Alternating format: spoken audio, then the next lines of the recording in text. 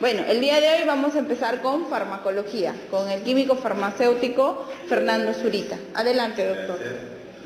Acá, por favor. Bien. Tengo conocimiento de que ustedes están buscando prepararse porque van a dar un examen. Un examen para lograr algo importante, ¿no? Que es el calificación para servir con el gobierno y poder trabajar. Ahora, el enfoque es diferente entonces de las clases. ¿Por qué? Porque farmacología es un curso amplio, se dicta en las universidades un año y medio, a veces hasta 2 años, con prácticas de laboratorio, seminarios, etc. Entonces, vamos a tratar de resumir todos esos años en algunas horas de estudio, ¿no? Entonces, para hacerlo, yo les quisiera dar un consejo. El consejo es que nos centremos en lo que está evaluando el comité de universidades. O sea, yo sé que la farmacología es interesante de leer y de aprender, pero vamos a reducir a lo que ellos más o menos están buscando, que es que ustedes sepan primero de medicamentos, obviamente. Por ejemplo, el captopril, ¿a qué grupo pertenece? Que ustedes sepan que es para la presión, no que es para el cáncer o que es para otra dolencia, ¿no? Eso es lo primero que deben saber. El medicamento se usa para tal enfermedad. Lo segundo es el mecanismo de la acción del medicamento. O sea, esas son las cosas básicas. El uso, el mecanismo de acción, un poquito de las propiedades químicas del fármaco en el cuerpo. Este es justo el tema de hoy. Cuando el fármaco ingresa al organismo, le pasan cosas a él, al fármaco, y también a nosotros, al organismo. Entonces, todos esos cambios, el comité espera que ustedes también los sepan, al menos los más importantes, ¿no? Después de ello, buenos días, adelante. Después de ello, lo que buscan ellos que conozcan ustedes son un tema muy importante para la salud, porque si ustedes logran la plaza, logran la nota que buscan, van a trabajar para el Estado. Y si van a trabajar para el Estado, quizá trabajen en lugares alejados, donde no haya mucho personal médico. Entonces, tienen que saber de reacciones adversas, definitivamente, porque las reacciones adversas están bien documentadas, han sido estudiadas, son comprobadas, o sea, existen, no es algo imaginario. Ese es el segundo tema de hoy. Y luego ya entramos a los grupos farmacológicos. Si hablamos de los que se usan para la presión arterial alta, para la diabetes, etcétera, ¿no? Los antibióticos que se usan mucho. Entonces, hoy vamos a concentrarnos primero en la parte básica de la farmacia. Lo vamos a hacer muy rápido. Muy rápido. He traído bastantes ilustraciones, como ustedes van a ver, porque es solamente mirar y mencionarlas, ¿no? Luego vamos a entrar un poco con más detalle en la cinética del fármaco, que es lo que le ocurre a ellos en el cuerpo. Y luego ya terminamos con eso, hacemos una pausa y empezamos con las reacciones adversas y los grupos farmacológicos. ¿Ok? Entonces vamos a empezar. Empiezo oficialmente esta clase, que es como un repaso de farmacología, ¿no? Entonces ahí está el calendario, está la agenda. Eso es lo que vamos a ver. Con esto, doctor. ¿Con eso lo paso? Sí, con esto puede avanzar y retroceder. ¿Listo? Sí, no me había olvidado. Bien, entonces ahí está el temario, lo tienen ahí también. Avanzamos. Bien. Es importante que ustedes como farmacéuticos tengan claros estos conceptos. Por ejemplo, el desarrollo histórico de los fármacos, ¿no? Todos sabemos que los medicamentos no siempre han sido como son hoy. O sea, que vienen en frasco, que vienen en blisters, etcétera, ¿no? Antes, ustedes sabrán, porque han leído y han estudiado, se usaban los medicamentos en su fuente natural, o sea, de donde se extraían. O sea, hablamos plantas, animales, etcétera, ¿no? Después de muchos años se perfecciona la técnica de extraerlos de allí y ahora se comercializan en formas ya terminadas y prácticas. Entonces, eso sí lo sabemos, ¿no? Es históricamente el desarrollo que ha sufrido el medicamento. El uso actual es lo que comentábamos hace rato. ¿Para qué se usa, por ejemplo, la aspirina? ¿Para qué se usa el ibuprofeno? ¿Para qué se usa la clindamicina? Ese uso actual es importante que ustedes lo conozcan. El uso que se da hoy en día. Obviamente, ¿no? Luego tenemos el rol del químico farmacéutico en la comunidad. ¿A qué nos referimos con este aspecto? De que, como ustedes sabrán, las personas, la mayoría de personas, no van al médico a atenderse primero, sino pasan por nosotros. ¿Y por qué lo hacen? Porque es más práctico, se ahorran la consulta, o porque una amiga, un primo, una tía le dijo, a mí me hizo esto bien, y bueno, tú también puedes probar, ¿no? O sea, eso siempre ocurre. Entonces nosotros cumplimos un rol en la comunidad, y ese rol también lo deben tener claro. Me imagino que sí lo tenemos, ¿no? Aparte de ello, nosotros cumplimos un rol importante en la farmacia hospitalaria, porque acompañamos a los doctores a la hora que pasan la visita médica, le vamos pasando la voz, ¿no? Si es que se equivocan de dosis, o si es que mejor sugerimos otro medicamento, ¿no? Esto es muy común. Por ejemplo, estamos en la visita y el médico indica un medicamento y nosotros vemos, por ejemplo, que la función del riñón está disminuida. Entonces tenemos que intervenir de inmediato.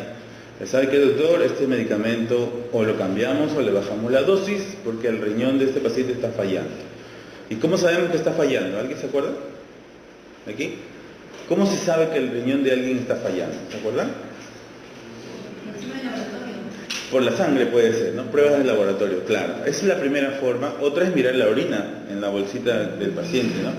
Si produce, si no produce, etc. Entonces, nosotros tenemos voz ahí, en este rol de la farmacia hospitalaria. En la industria alimentaria y farmacéutica, obviamente que también, nosotros fabricamos los medicamentos, intervenimos en donde se fabrican alimentos, intervenimos también en la toxicología, obviamente. Ahora ya hay especialidades de toxicología en las universidades, entonces ya no es tan amplio tu carrera, ¿no? Si tú quieres ser solo toxicólogo, te vas a esa dirección. Y en la ciencia forense, ¿por qué? Porque nosotros ayudamos mucho a la policía, por ejemplo, a detectar sustancias prohibidas, por ejemplo, cocaína, alcaloides, o de repente cuando hay una persona que está intoxicada por drogas antidepresivas o drogas depresivas más bien, nosotros también intervenimos con métodos para detectar estas sustancias. Entonces, yo estoy seguro que esto ya ustedes lo han vivido, lo han vivenciado. Lo tenemos claro cuál es nuestro rol en la sociedad de la salud, ¿no? Bien, ahora sí empezamos con el tema entonces. Conceptos básicos de farmacología se refiere a que ustedes deben conocer qué son estas cosas, qué es cada una de ellas. Entonces, voluntariamente van interviniendo. A ver, fármaco y droga, ¿alguien las puede definir? O al menos decir, el fármaco es una cosa y droga la otra. ¿Quién quisiera intervenir? ¿Tú? Hay que intervenir para que se acuerden, en el momento que estén dando examen, se acuerden, yo intervine en esta pregunta y yo me la sé, ¿no? Parece la idea que intervenga. ¿Alguien? Yo les ayudo. Fármaco, empiezo. Es una sustancia que... ¿Y qué? Sustancia química, sí, claramente química. ¿Qué más? Con actividad terapéutica o diagnóstica, ¿no? Eso ya le aumentan las definiciones. ¿Y qué más? Que se encuentra... Sí, exactamente. La definición clásica de fármaco es que se encuentra en un medio natural. O sea, una sustancia con actividad terapéutica, o puede ser también diagnóstica o tóxica, que se encuentra en su medio natural. Entonces, hace mucho tiempo se creó esa diferencia. El fármaco estaba en su forma natural. Y la droga es cuando uno saca esa sustancia, y la purifica, la aísla, la extrae, y la convierte en una forma más manejable. Ahora, en la actualidad, nosotros usamos los dos términos como sinónimos. O sea, esa diferencia se ha perdido un poco. Se ha perdido. Ahora nosotros podemos usar cualquier palabra. Pero les cuento para que recuerden, ¿no? Fármaco era en el medio natural y droga era en el medio de laboratorio, o en el medio utilizable, por así decirlo. Entonces, ¿cuál sería la diferencia entre droga y medicamento? Exactamente. La droga es solo la sustancia activa, la que tiene un efecto terapéutico. El medicamento es esa sustancia activa acompañada de algunas otras que le ayudan. Por ejemplo, almidón para formar una tableta, o suero para meterla en una ampolla, o de repente glicerina para ponerla en un supositorio, ¿no?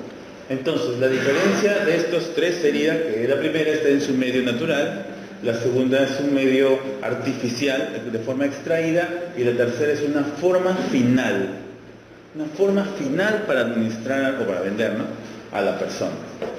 Entonces, claro, estas diferencias a veces las usamos nosotros cuando hablamos, las usamos indistintamente. Por ejemplo, ¿cuáles son las drogas para la presión? No estoy diciendo medicamentos, estoy diciendo drogas. ¿Qué fármacos conocen para la hipertensión? ¿Ves? Estamos usando indistintamente esas palabras, porque ahora ya en la actualidad ya se usan como sinónimos. Pero en los libros está esa diferencia. Farmacoquímica, ¿alguien? Bueno, en la universidad hay un curso que se llama farmacoquímica o química farmacéutica, que es terrible. ¿Por qué? Porque todas las clases son 20 o 30 moléculas, y las moléculas ocupan todas las diapositivas, enormes. Y te explicaban de que, por ejemplo, este grupo OH, hidroxilo, adelante, lo cambias por un grupo amino, y esta sustancia ya puede entrar al cerebro. Te decían, al grupo amino, ponle un grupo carboxilo, y ahora puede entrar también a la médula espinal. Entonces, farmacoquímica es el curso, o es la especialidad, que explica cómo los cambios químicos, o sea, oxígeno, nitrógeno, átomos, impactan en la farmacología del medicamento. Porque yo estoy seguro que ustedes han revisado libros de farmacología, obviamente, y han visto la molécula de ibuprofeno, y después han visto de ketoprofeno, y son bien parecidas. Pero hay una diferencia. Buscan ustedes la molécula y hay unos átomos cambiados. O por ejemplo, naproxeno con el ketoprofeno, igualito, lo mismo. Esas disciplinas, esos cambios los estudia la farmacoquímica. Es una disciplina muy amplia, muy bonita, muy interesante, que nosotros vamos a tocar, pero poquito, solamente para decir que este átomo cambia y cambia el efecto, ¿no? Solamente para eso. Fisicoquímica. Bueno, son las propiedades físicas y químicas de, en nuestro caso, los medicamentos. No sé si se acuerdan que había un aparato que se llamaba la pera de decantación. Era una pera y tenía un piquito. Y ustedes movían eso y quedaban dos fases, acuosa y oleosa, o aceitosa y agüita. Abrías la llavecita y se separaban. ¿Por qué era eso importante? Porque hay medicamentos que son más solubles en agua, o sea, en la sangre, y hay medicamentos que son más solubles en grasa, ¿no? Por ejemplo, las hormonas. Las hormonas anticonceptivas o las hormonas adrenocorticales como estamos hablando de cortisol, ese tipo de drogas, son más lipófilas, o sea, lipídicas, que acuosas. Entonces, eso es importante de saber. ¿Por qué? ¿Cuál ustedes aplicarían con toda confianza a la sangre? ¿Una sustancia soluble en agua o soluble en grasa? ¿Soluble en agua o en grasa? Exactamente. Las sustancias polares son solubles en el agua, se disuelven. Y la sangre tiene una gran cantidad de agua, casi 55%. Entonces es obvio que tenían que ser en un medio acuoso. Si alguien se equivoca e inyecta una sustancia oleosa en la sangre, ¿qué puede pasar? Imaginen, ¿qué puede pasar?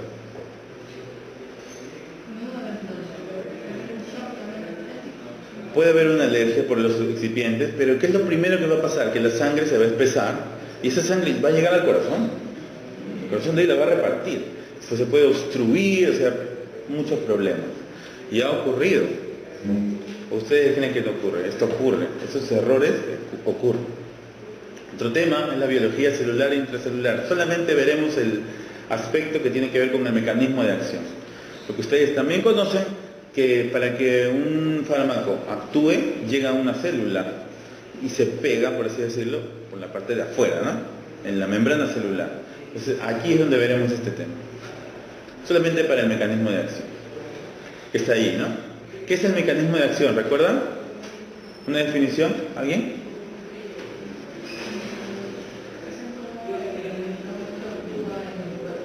En pocas palabras, es cómo el medicamento actúa en el cuerpo. Es el efecto que realiza el medicamento en el cuerpo.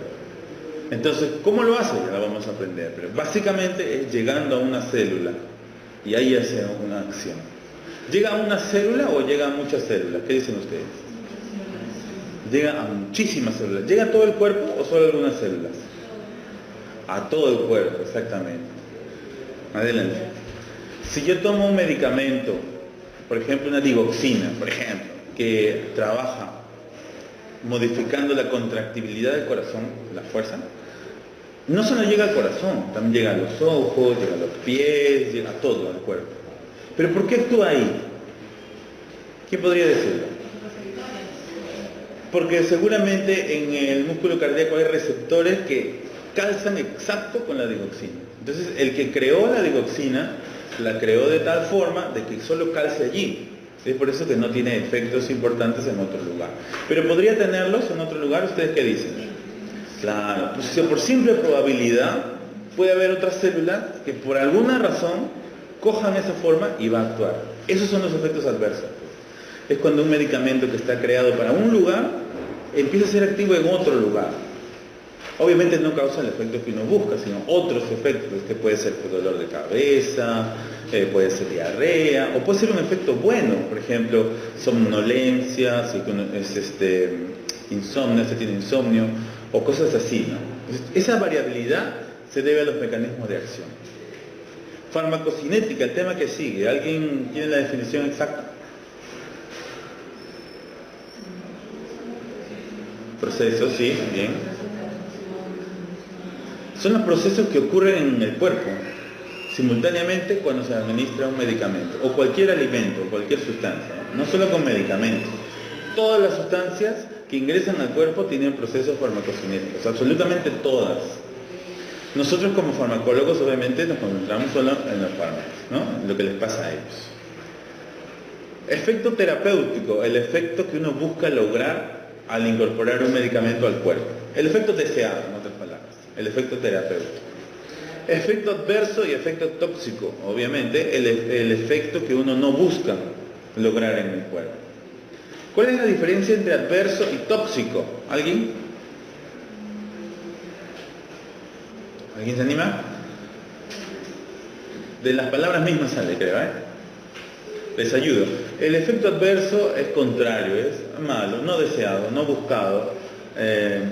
Y una cosa tóxica, ¿a qué se refiere? Que es nocivo, peligroso. O sea, un efecto adverso puede ser tóxico o no puede ser tóxico. A veces es tóxico, se llama efecto tóxico. A veces no es tóxico, sino es simplemente una molestia, por así decirlo. Se llama solo efecto adverso.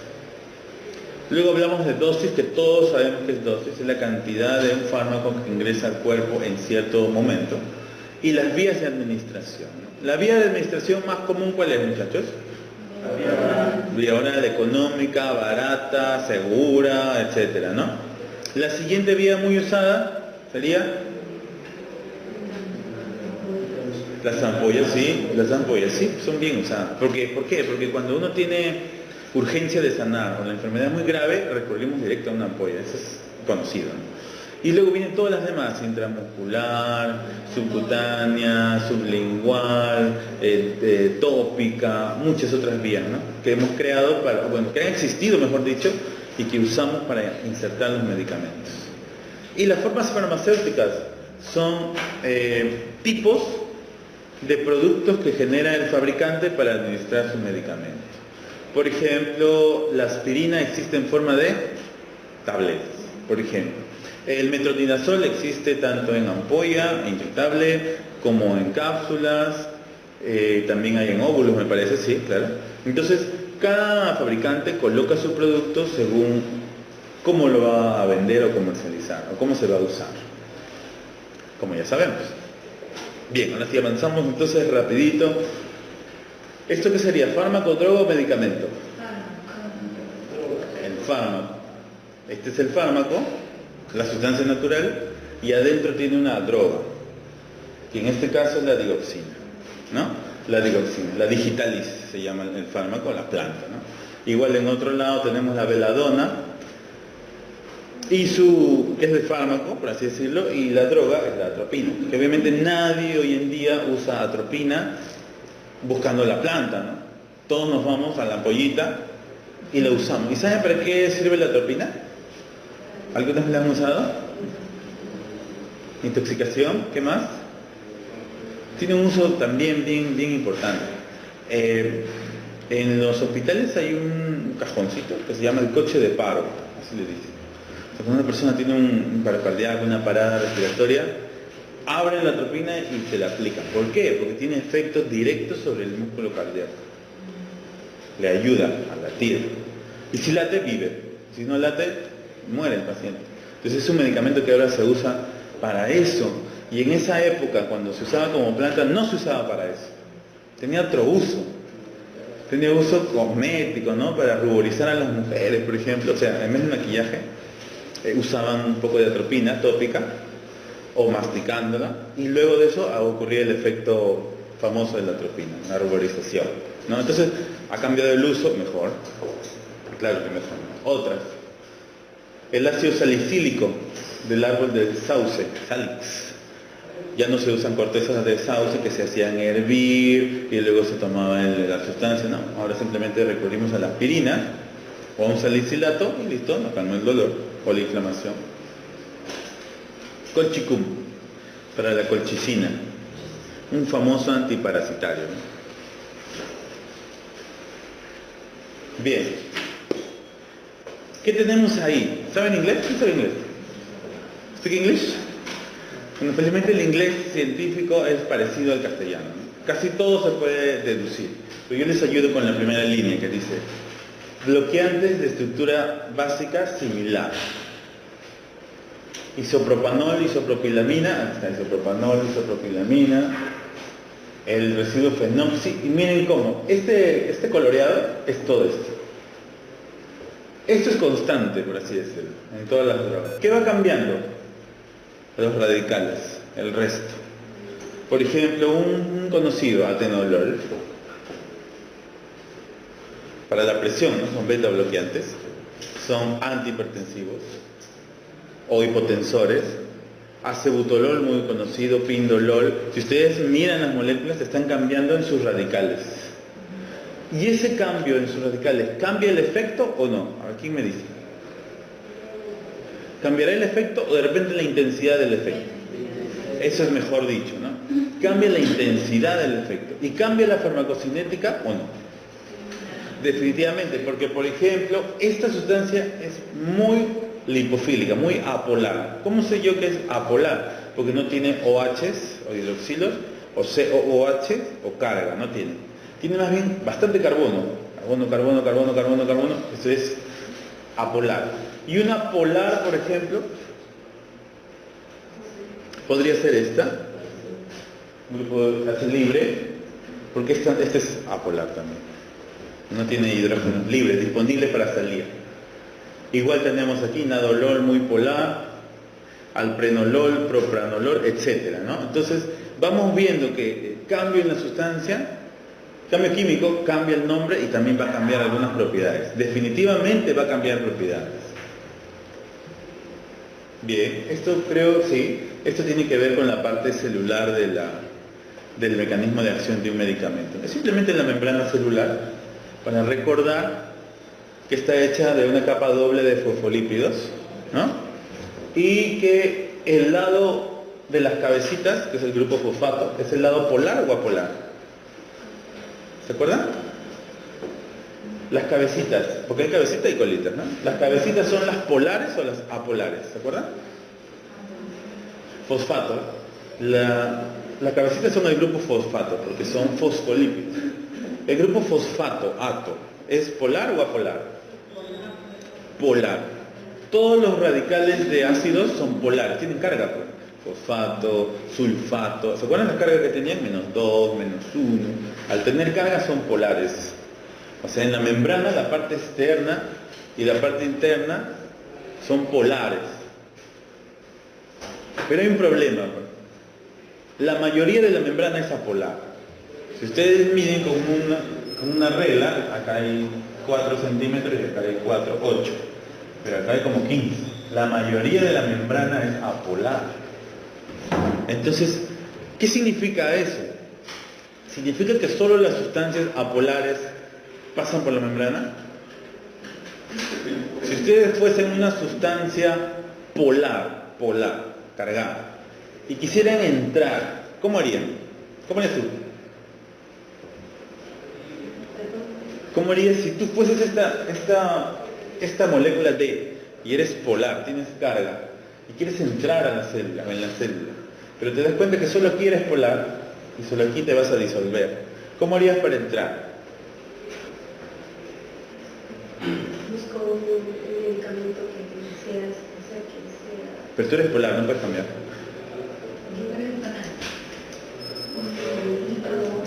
Un vehículo, una ayuda. Exactamente. Eso hace, no lo hace el medicamento, no dice me voy a ayudar, voy a llamar, obviamente no. Químicamente existen sustancias en la membrana celular que a veces son orificios y a veces tienen aquí en este lado como un espacio y luego cambian, se voltean, por así decirlo, así, y entran. Y acá necesito lo mismo, ¿sí? Lo mismo, ocurre lo mismo.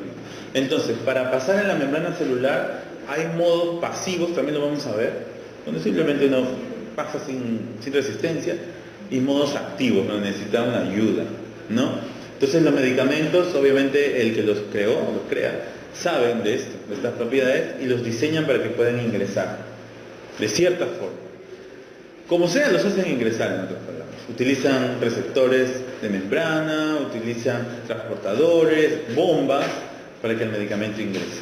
Y acá es donde ocurre la acción. Sitio de acción y el efecto. ¿Ok? Entonces, qué bueno que les hice recordar que la membrana es polar y apolar. Es doble. Otra cosa también que quisiera decirles antes de pasar a la siguiente diapositiva es que este gráfico no nos ayuda, es el gráfico clásico que está en todos los libros, no nos ayuda a imaginarnos la extensión de la membrana celular y las proteínas que la rodean. ¿Por qué? Porque nos dan solo un pedacito de la célula. Esta capa polar continúa para atrás y continúa por aquí. Entonces, más fácil de imaginar sería, si ustedes imaginan este cuarto, este salón, inundado de agua hasta aquí, por ejemplo. Lleno de agua, completamente de agua. Y las sillas, pues en las proteínas. Así es como es la membrana celular. Si esto estuviese lleno de agua y estas son las proteínas, y fuesen ligeras, porque es agua y las resiste, estas sillas no estarían quietas, estarían moviéndose, avanzando, retrocediendo. Y a veces se chocaría una silla con otra. A veces se quedarían pegadas también, se pegarían, se unirían. Eso es la membrana celular, es un sistema fluido. Se va moviendo, va avanzando. Y eso es importante, por ejemplo, para un tema que vamos a ver hoy, que son los opioides. Los opioides, medicamentos opioides, como la morfina, el tramadol, la codeína, etc., tienen mecanismos de acción variados, ¿ya? Muy variados. Pero cambia su mecanismo cuando el receptor de opioide se junta con el otro y se pegan. Se pegan. Se ha visto que hay dímeros, trímeros, tetrámeros, etc. Se ha encontrado. Y cambia el efecto. Y eso explica por qué a algunas personas la morfina le va bien, por ejemplo, otros le va mal, por qué en algunos crea adicción, en otros no tanta adicción o demora más. Entonces, tiene que ver con la membrana celular, en ese caso. Entonces, bueno, era bueno que vean cómo es la membrana de forma reducida, pero ya en su mente ya saben que es algo grande, ¿no? Es grande, está siempre fluyendo. Bien, ¿qué es esto? ¿Qué se ve? A ver, tú ayúdanos. ¿Qué parece aparecer allí? Yo les ayudo con el título. Compartimentos de la distribución de fármacos.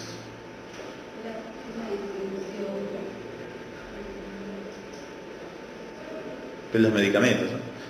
En realidad de todo, de la sangre que va a llevar a los medicamentos.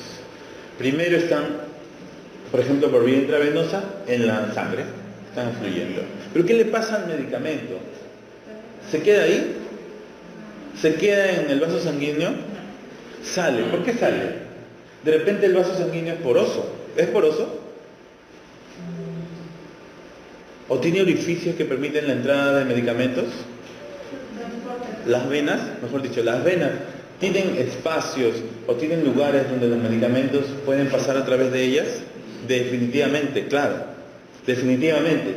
Ustedes sabrán, bueno, no lo han visto seguramente, que el vaso sanguíneo no es como un tubo de agua. O sea, si uno piensa en un tubo de agua, así no son las células venosas o arteriales. ¿Cómo son en realidad? Imagínense, ¿han jugado con Play-Doh alguna vez? La plastilina, Play-Doh, o una plastilina. Imagínense que acá tengo yo una bolita de plastilina y la aplasto. Ahora está aplanada. La levanto y la doblo, adelante, y la doblo sobre sí misma, ¿ya? Ahora hago lo mismo y la pongo al costadito. Aplastada, la doblé, y ahora traigo otra y la pongo al costadito, y así al costadito. Esos son los capilares y los vasos sanguíneos, así son. No es un tubo largo, constante, ininterrumpido, son células que están pegaditas uno al lado del otro. Entonces entre cada célula hay espacio, y como hay espacio, hay difusión, hay efusión. Y eso ocurre en todos los tejidos, toditos. Las células no están pegadas pues con pegamento, están juntas, unidas por enlaces polares o por atracción. Es ahí donde van pasando las drogas. ¿Qué veo aquí? Exacto, llegó a la célula. Llegó a la célula. ¿Se queda ahí? ¿Ustedes qué creen? Claro que no. O sea, se queda un tiempo, lógico, se queda un tiempo, pero después le pasan cosas también. Empiezan a salir, o la célula misma las destruye, las metaboliza, o de repente simplemente se acumulan y van saliendo de a poco. Entonces, siempre hay que pensar en cosas dinámicas, cosas que están ocurriendo en el cuerpo, en las células. Nada es fijo, todo es dinámico, movimiento. Entonces aquí se ve cómo ha pasado del compartimento venoso a todo el organismo. Bien. Y esto, ¿habían visto esto antes? Me imagino. Esto es la famosa curva farmacocinética o curva de tiempo versus concentración de cualquier medicamento. Esta es la concentración y este es el tiempo. ¿Por qué sube? ¿Recuerdan? ¿Quién recuerda por qué sube la concentración? ¿Alguien? El máximo, ¿sí?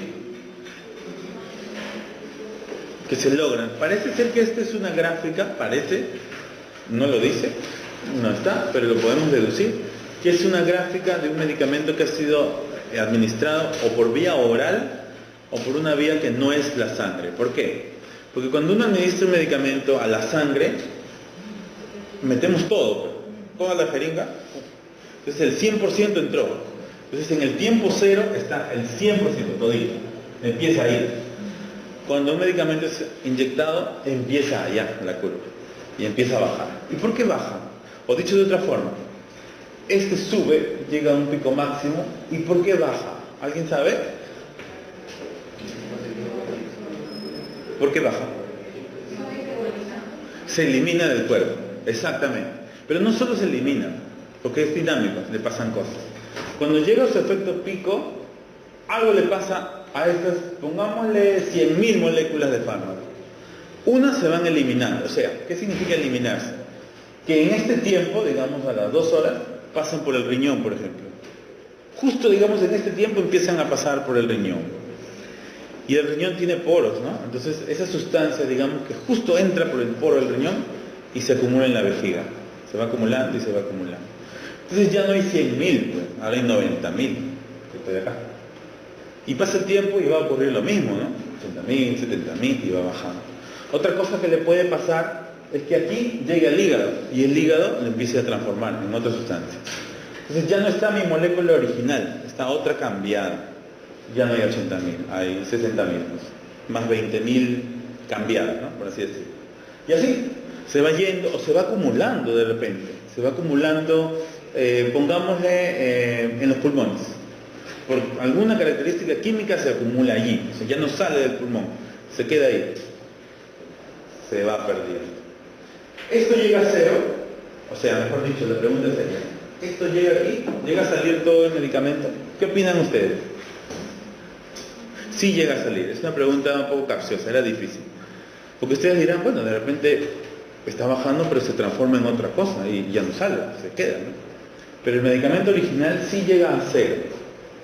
Pero hay medicamentos que demoran mucho en salir del cuerpo, muchísimo. Y eso, por ejemplo, es una utilidad que se le da a la detección de cocaína en el cabello. Cuando tú quieres saber si una persona es adicta a la cocaína, por ejemplo, él te va a decir, yo no he consumido. Entonces tú le vas a creer o no. Digamos que no le crees. Y digamos que una semana esa persona no consumió, como para que no le detecten algo propio de los adictos, ¿no? ¿Qué haces tú? Quitas un cabello. ¿Por qué? Porque se sabe que la cocaína se acumula en el cabello. Y se acumula hasta por 4 meses antes del último consumo. Entonces, digamos que yo nunca he consumido cocaína y consumo ahorita mismo. Y estamos en enero, ¿no? Hasta dentro de 4 meses aparecería la cocaína en mi cabello. Imagínate. O sea, el tiempo para llegar a cero de la cocaína es 4 meses. Los tiempos de los medicamentos más comunes son menos espectaculares, ¿no? Por ejemplo, los AINES se van a las 48 o 60 horas, los antihipertensivos duran también 5 a 10 días en eliminarse así por completo, salir del cuerpo. Pero este caso de la cocaína es un caso extremo. Y hay medicamentos que se acumulan por más tiempo, ¿eh? Por ejemplo, las hormonas femeninas, los estrógenos o esteroides para impedir el embarazo se quedan más tiempo en el cuerpo. Por eso es que los médicos le dicen a las mujeres que se cuidan que tienen que descansar. Digamos que lo usan 2 años y ahí descansas. Descansas 3 meses, 6 meses y de ahí puedes regresar, porque se acumulan y le puede hacer daño a otras células. Es por eso que es interesante saber de estas cosas. Bien, ¿y qué gráfica muestra esto? Las vías de administración, ¿no? Que ya, bueno, nosotros sabemos que existen muchas vías, ¿no? Y inclusive están creándose vías novedosas, ¿no? Había estado leyendo de los nanorobots, creo que son, bueno, son sustancias que van a ser inyectadas y tienen ya pequeños, no sé si llamarle robots, pero son dispositivos que van a liberar de a poca cantidad fármacos según la célula de la que toquen. O sea, van a ser súper selectivos, más que el propio medicamento. Interesante. Y aquí tenemos una foto donde tenemos varias formas farmacéuticas, ¿no? Son formas farmacéuticas. Tenemos, bueno, los líquidos pueden ser inyectables, soluciones, suspensiones, pueden ser jarabes, pueden ser enemas, variedad, ¿no? Igual los sólidos, cápsulas, tabletas, cápsulas de liberación, de todo, supositorios, igual las cremas, ¿no? Cremas, hay crema, hay gel, o sea, hay variedad de sustancias que se hacen en el laboratorio y se venden y se utilizan. Muy bien, ¿alguien tiene una duda o un aporte sobre el tema que pasó? Era un tema básico, ¿eh? Era un tema básico solamente para refrescar. Ahora sí viene ya el punto, al grano, como dice.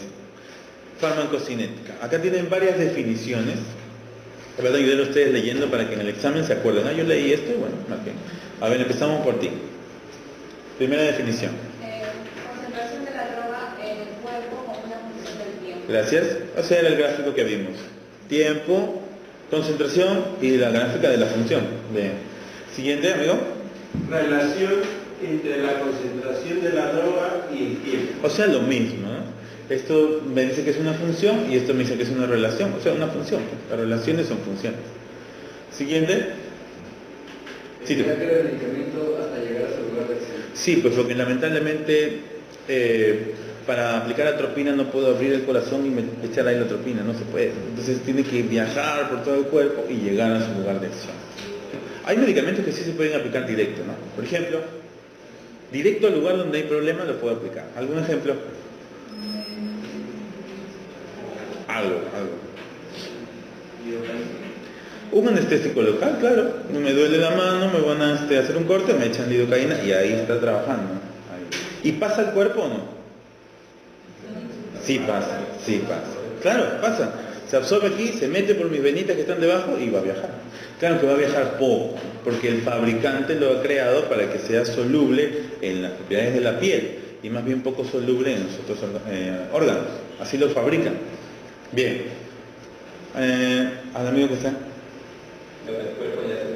Ese es un mote, o sea, una frase que usan mucho los profesores de farmacología para diferenciar entre farmacocinética y farmacodinámica, ¿no? Dicen que farmacocinética es lo que el cuerpo le hace al medicamento y dinámica es al revés, lo que el medicamento le hace al cuerpo. Lo pongo aquí para que también lo tengan en cuenta. Siguiente, por favor. La dinámica es la absorción, distribución, metabolismo y eliminación del fármaco. Exacto. La dinámica. Esa palabra es la clave ahí. Porque absorción, distribución, metabolismo y eliminación ocurren todos al mismo tiempo. Todos.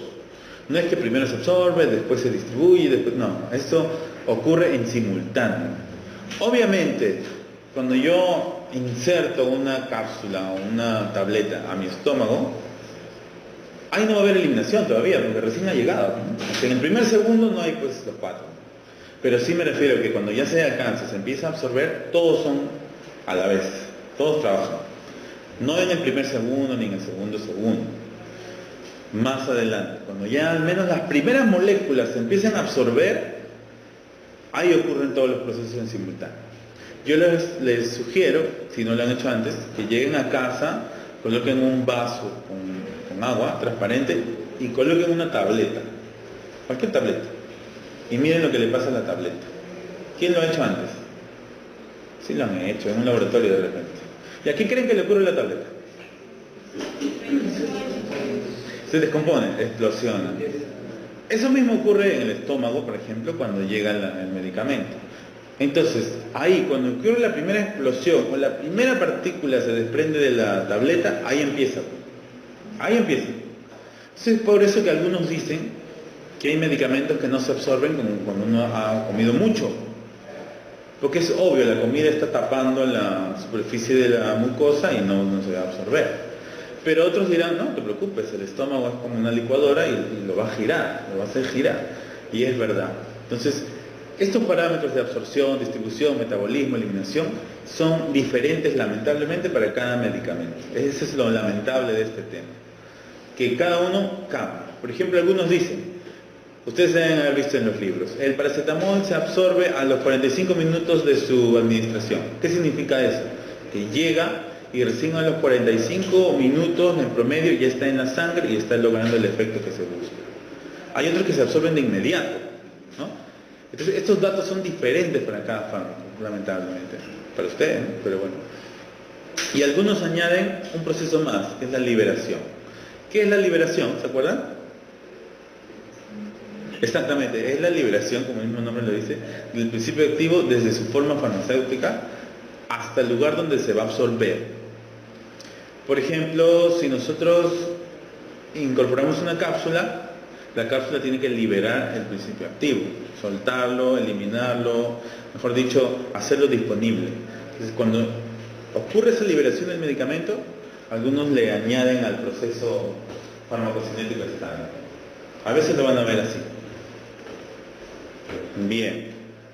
Entonces, esto es el cuadro resumen de la farmacocinética. Vamos a acelerar un poco, estoy un poco lento. Empieza aquí. El fármaco entra, se libera, se empieza a absorber. Primer lugar de absorción cuando es vía oral, el estómago. Cuando es vía tópica, la piel. Cuando es vía subcutánea, la dermis o epidermis, etc. Bien, se absorbe y ¿a dónde pasa? A algo que le llamamos nosotros compartimento central, o sea, el cuerpo en general. Así le llamamos nosotros. Compartimento central es el sistema circulatorio. Llega ahí. ¿Y qué hace en la sangre? Obviamente va a viajar. Va a viajar ya sea como fármaco libre o unido a una proteína. En la sangre hay proteínas grandes, grandísimas, o sea, de tamaño molecular 90.000, 120.000, 200.000. Entonces, a veces algunas proteínas se unen a los fármacos. Entonces, el fármaco libre es el que viaja. El fármaco unido a proteína ya no viaja, está en la sangre nomás. Viajando, claro, pero de una forma más lenta y no activa. ¿Qué le ocurre al fármaco libre? Primero se puede transformar. Se puede metabolizar, la M. A ver. LA, acá estoy en la distribución, se distribuye por toda la sangre. Acá estoy en la M, metabolismo o biotransformación. ¿Qué falta?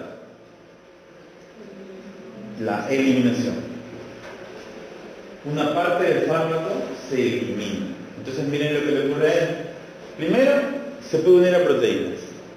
luego se puede transformar, luego se puede excretar. Pero siempre va a quedar una porción a la que no le ocurra esto. Y a esa porcioncita que no le ocurre esto, es la que se va al tejido. Hasta el tejido que yo quiero. Puede estar unido al tejido o libre. Eso es lo que va a originar el efecto. Pero también se puede acumular en tejido que yo no quiero. Sitio de acción no deseado. Entonces, ¿cuál es el que a mí me interesa que ocurra en mayor cantidad? El de arriba, este de acá. Eso es lo que yo deseo. ¿Se puede evitar estas cosas? Lamentablemente no se puede evitar. Se puede cambiar un poquito cambiando la química, pero no es inevitable.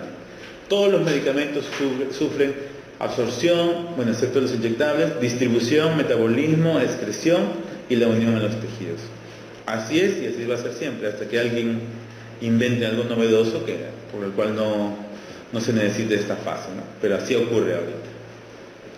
Otro gráfico, lo mismo, fármaco libre, se absorbe y entra, por ejemplo, a la circulación sistémica. Estamos en la liberación, la absorción y los otros pasos. Vamos a avanzarlo rapidito. Primer paso, liberación, creo que ya lo mencionamos. Liberación del principio activo desde la zona farmacéutica hasta la zona inicial de absorción, ¿no? Liberación, ¿no? ¿Qué importa mucho aquí? Las propiedades fisicoquímicas de las drogas, o sea, su solubilidad, su partición agua, grasa, su tamaño, el tamaño de la molécula, etc., ¿no? Se aplica a formas que no van a la sangre, claro. Las formas que ya van a la sangre no tienen liberación, porque ya uno se están colocando directo en la sangre, no necesitan hacer el viaje. Ahí está, lo que puse abajo. Por definición no se aplica en la vía intravascular.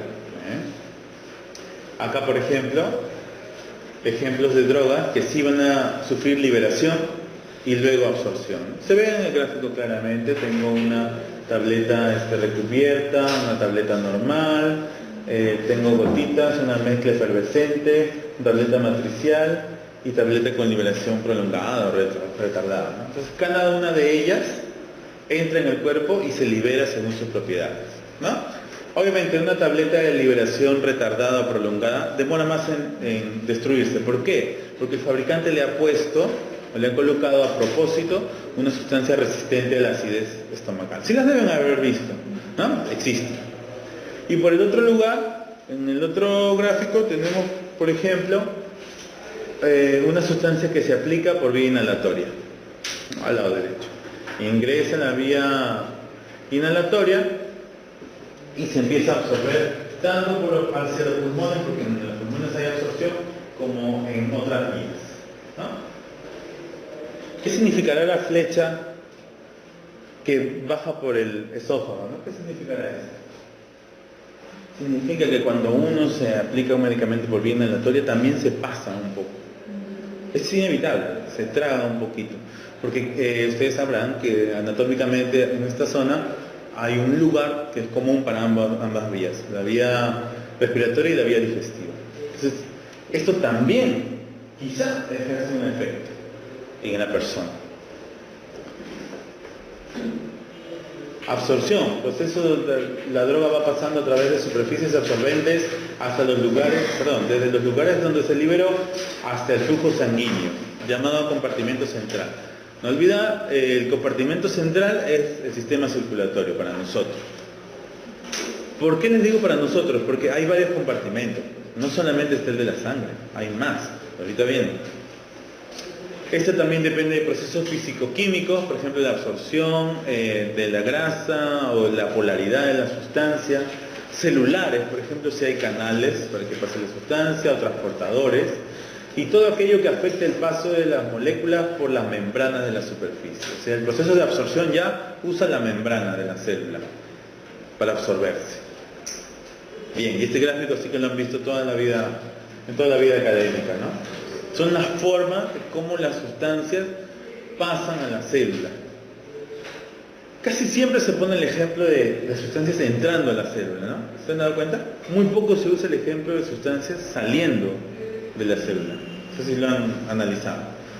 También hay transportadores para salir de la célula, pero casi nunca se estudian en detalle, ¿no? Nunca supe por qué, pero sí las hay, de estos tipos. Casi todas son de transporte activo, requieren energía. Entonces tenemos aquí el transporte entre célula y célula, paracelular, entre las uniones de las células. Difusión simple, cuando la sustancia entra sin esfuerzo, seguramente porque es polar y es pequeña. Como es pequeña, difunde. Difusión facilitada, lo que dijo su compañera, que necesita una ayuda para entrar. Casi todos los ayudantes son proteínas. Algunas proteínas son simplemente transportadoras, como esta. Otras son, por ejemplo, canales, porque son canales en realidad. Si ustedes van a Google y ponen, por ejemplo, bomba de sodio, potasio, hidrógeno, por ejemplo, bomba de protones, y ven la foto, la representación molecular, van a ver que se forma un orificio, de verdad, es un canal, y por ahí pasa el fármaco. Ahora, no pasa así limpio, ¿no? Tampoco es así, sino que se pega y como que va avanzando. ¿Eso lo han visto alguna vez ustedes donde han estudiado? ¿No lo han visto? Bueno, traten de buscarlo. En YouTube, claro, ustedes traten de buscar paso de sustancias por la membrana, traten de buscarlo, e imagínense ahora a ver, ¿cómo les puedo explicar? Ok. Imagínense ganchos de ropa, ¿ya? Ganchos de ropa juntados así. Uno engancha al otro. Obviamente uno está boca abajo y el otro boca arriba, ¿no? Y ahora hagan bastante de eso, unos 2 metros de eso, ¿ok? Ahora háganle en forma de hélice, júntenlo en forma de hélice en su mente. Se va a crear un hueco, ¿verdad? Un espacio. Ahora intenten meter por ese espacio, por ejemplo, un muñeco pequeño de niños. Entonces, el muñeco de niños, si ustedes lo sueltan así nomás, se va a quedar atracado por las patitas o por los bracitos. Eso mismo le ocurre al fármaco, igualito, ahí lo van a ver en los videos. Cae y la patita se queda atracada. Entonces, ¿qué hace la hélice, la proteína? ¿Se queda quieta o se mueve? Se mueve, es alucinante. Empieza a mover aquí y la patita derecha entra. Pero a la izquierda también baja. El bracito derecho empieza a avanzar. Y así es como llega. Y obviamente no demora pues 2 horas o 3 horas para caer, ¿no? Son minutos. Pero eso que ocurre, lamentablemente no se enseña mucho en las universidades. Y debería, porque uno se imagina que simplemente es un hueco y eso pasa, ¿no? Y no es así. Entonces, se forman canales, se forman también transportadores inversos, por ejemplo, sale X y entra sodio, ¿no? Con el mismo mecanismo, ¿eh? La proteína se empieza a mover y lo bota. O transportadores simultáneos que los dos hacen ingresar, por ejemplo, la sustancia Y con el sodio. Entonces, este gráfico ya lo han visto ustedes en toda la carrera, obviamente. Solo quería contarles que es un poco más interesante cómo ocurre en la vida real, ¿no? Otra cosa muy importante que no se menciona mucho también es la importancia del pH en la absorción de los fármacos. Este gráfico era para demostrar cómo impacta la acidez en la absorción de los fármacos, pero solo quisiera que ahí anoten en su diapositiva lo básico para los fármacos, que es que los ácidos débiles se absorben mejor en medio alcalino. Los ácidos débiles se absorben mejor en medio alcalino. ¿Y las bases débiles? Exactamente, en medio ácido. Eso anótenlo porque me parece que puede venir.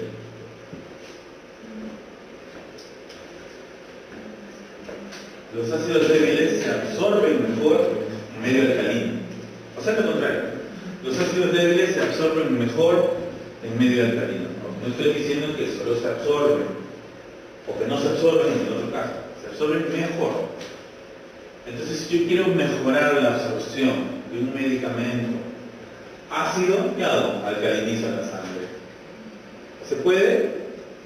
Claro, hay ampollas de bicarbonato o tenemos iones que pueden alcalinizar la sangre. Y si, por ejemplo, tengo un medicamento que necesito que vaya al riñón, porque el paciente tiene una infección justo en el riñón, y ese medicamento es una base débil, ¿qué hago? Acidifico la orina, porque así va a mejorar su acumulación o su absorción en ese lugar. Son trucos que se usan y tienen que ver con esta propiedad, ¿no? Bien, seguimos. La membrana. Aquí está lo mismo, lo que les acabo de decir, pero demostrado, ¿no? Se disocia más sustancia en un medio ácido o en un medio alcalino. Ese es el fundamento de lo que les acabo de decir, ácido débil. ¿Lo explicamos? Chiquitito, ¿eh? Entonces, digamos que aquí está la sustancia ácido débil. Tiene que entrar, tiene que ingresar. Entonces, ¿qué pasa si, por ejemplo, este es un ácido débil y, por ejemplo, hay un medio ácido? Cuando un medio es ácido, ¿el pH es alto o bajo?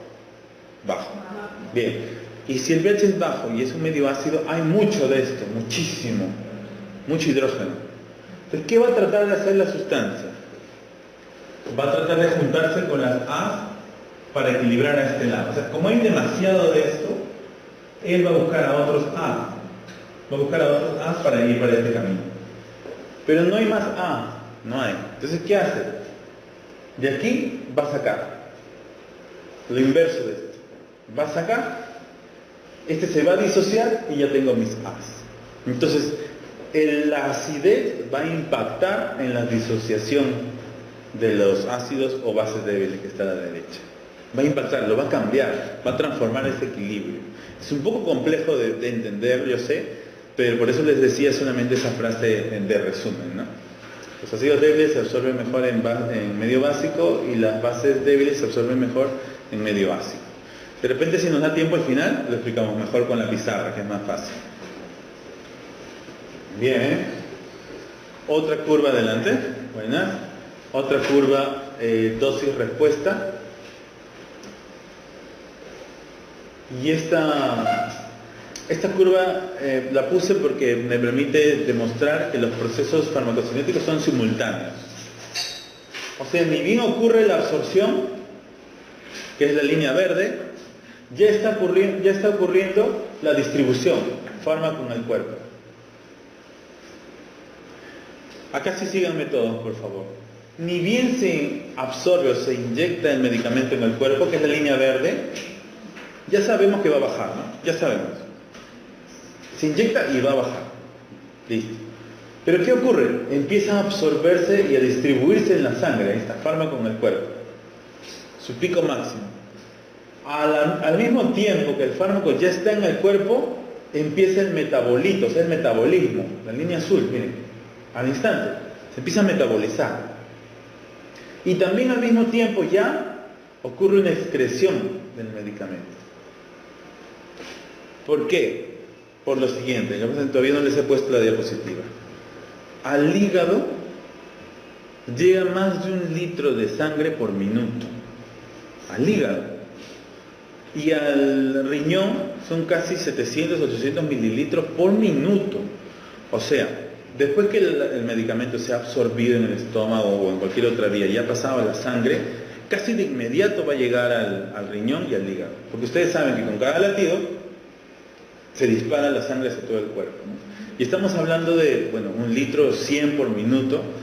Obviamente el hígado le va a hacer algo al medicamento, porque va a pasar por ahí. Entonces es por eso que estos procesos ocurren, y están ocurriendo juntos. Y la consecuencia es que el fármaco en el cuerpo va disminuyendo su concentración, ¿no? Porque esos procesos ocurren en simultáneo y son rápidos. No es que demora 2 horas o 3 horas. Rápidamente la sangre los distribuye y los órganos los metabolizan o los eliminan. Y la curva de la derecha era para demostrar 2 parámetros muy importantes que también puede venir. Esto, por ejemplo, es para un antibiótico, pero se aplica para cualquier sustancia. Como ustedes ven en la curva, hay una línea punteada o rayada aquí y en la zona superior. ¿Qué es eso? Bien, todo medicamento tiene una concentración mínima, que es aquí. Cuando el medicamento está a esta concentración, no hace nada al cuerpo. Es una concentración subterapéutica. Pasa a cierto nivel y empieza a lograr el efecto deseado. Pero todos tienen también una concentración tóxica, está arriba. ¿Qué pasa si supera eso? Empiezan a aparecer o efectos adversos o efectos tóxicos. Nosotros sabemos que ese pico va a bajar. O sea, por ese lado estamos tranquilos, porque este pico va a bajar. Digamos que esta era la línea tóxica y acá te pasaste, pero va a bajar, ¿no? ¿Cuál es el problema? El problema ocurre cuando la línea tóxica es muy tóxica, muy peligrosa. Por ejemplo, infartos o por ejemplo derrame cerebral, ¿no? Ahí sí no puedes fallar, no te puedes exceder de esas concentraciones. Tienen que estar muy fijas en cierto margen. Entonces, este se llama la concentración mínima eficaz o mínima efectiva, que es la concentración mínima tóxica para una sustancia. Concentración eficaz y tóxica. Y el rango que hay entre ellos le han dado el nombre simpático de ventana terapéutica o margen terapéutico. El margen de cada droga es la distancia que hay entre su concentración eficaz y su concentración tóxica. El medicamento ideal tiene un gran margen terapéutico. Así si te equivocas no pasa nada. Pero lamentablemente hay medicamentos que tienen un estrecho margen terapéutico y son muy usados. Por ejemplo, uno de ellos es la digoxina. La digoxina, su margen terapéutico es chiquitito, pequeño, muy cercano. Otro es la warfarina, que se usa para la coagulación de la sangre. Muy estrecho su margen terapéutico. Entonces, si te pasas, puedes provocar hemorragias en la persona. Hemorragias espontáneas, ¿eh? Por el oído, por la boca, nariz, ¿no? Espontáneas. Entonces se debe pasar uno de cierta concentración. Entonces este gráfico introduce estos dos términos. Y ahora, estos de abajo son interesantes. Periodo de latencia es lo que demora el fármaco para llegar a la concentración eficaz. Aquí recién ocurre el efecto. Aquí no pasa nada. Por eso que hay personas que toman su Panadol, le dan en el seguro y dicen, esto no me hace nada. O me trabaja recién a la hora o a las 2 horas. Es el periodo de latencia. Y ya que estamos en eso, ¿qué es mejor, Panadol o paracetamol? ¿El genérico o el de marca del que lo fabricó? Bien, todos decimos que es lo mismo, pero no es lo mismo. No es lo mismo, lamentablemente. Si uno se compra un naproxeno, uno que juega pelota, por ejemplo, fútbol, te golpean, vas a la botica y te compras tu naproxeno, y en el siguiente domingo me compro, gracias, una Pronax. Y compare. Casi siempre el de marca calma mejor, tiene menos efecto adverso, menos molestia y actúa más rápido. ¿Por qué? Excipientes, el mismo principio activo. El naproxeno se puede fabricar en Alemania, en Suiza, pero también en China, en Singapur, en Hong Kong. Entonces, como todo, bueno, si compras uno chino versus uno alemán, un 3M, por ejemplo, de repente el alemán es mejor. Entonces, yo sé que nosotros le decimos a todo el mundo, es lo mismo, es lo mismo, es lo mismo, es lo mismo, es lo mismo. Sí es lo mismo, pero a la vez hay ciertas diferencias. Ahora, si viene a mí un cliente en la botica que tiene solamente 5 soles, yo le voy a dar el naproxeno. Y le voy a decir, bueno, tómalo, pero ponte hielo, se le ayudo. Ponte hielo, reposa, etc. Pero si viene con un billete de 50, le digo, llévate el naproxeno, te va a hacer mejor, te va a calmar más, etc. Entonces, claro, eso ya es parte del trabajo, de cada quien. Pero sí hay diferencias. Bien. Segundo proceso, distribución. Este de lejos es el más interesante. Es el más interesante que le ocurre al fármaco porque cuando el medicamento ya está en la sangre le puede pasar cualquier cosa. Se elimina, se va acumulando, se transforma, o sea, llega al lugar de acción, se puede oxidar, reducir, de todo. Entonces es el más interesante. ¿Y también por qué? Por las características de la circulación de la sangre, de los órganos, ¿no? Entonces comprende procesos desde el compartimento central hacia los fluidos extracelulares y los tejidos del cuerpo. Es la diapositiva que vimos hace un momento, donde había 3 cuerpos y pasaba del sistema circulatorio a los tejidos ya. Bien.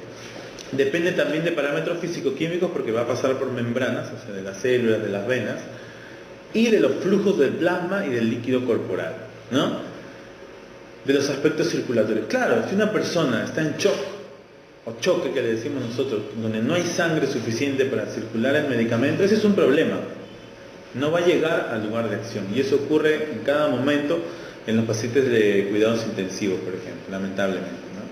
Tienen una presión baja, por ejemplo, o han perdido sangre por el choque, y el medicamento que tú le administres no va a llegar. ¿Y qué harían ustedes en este caso, si no hay tanto volumen para hacer llegar el medicamento al hígado, por ejemplo, donde está la infección, o al estómago? ¿Qué harían? Suero. Llenaríamos con un líquido, ¿no? De repente no suero, hay mejores, como por ejemplo albúmina, o de repente manitol, ¿no? Que tienen otras propiedades. Y aparte de eso, ¿qué harían? ¿No le ayudarían también al corazón a latir? ¿A tener fuerza? Claro, incorporarían una atropina de repente.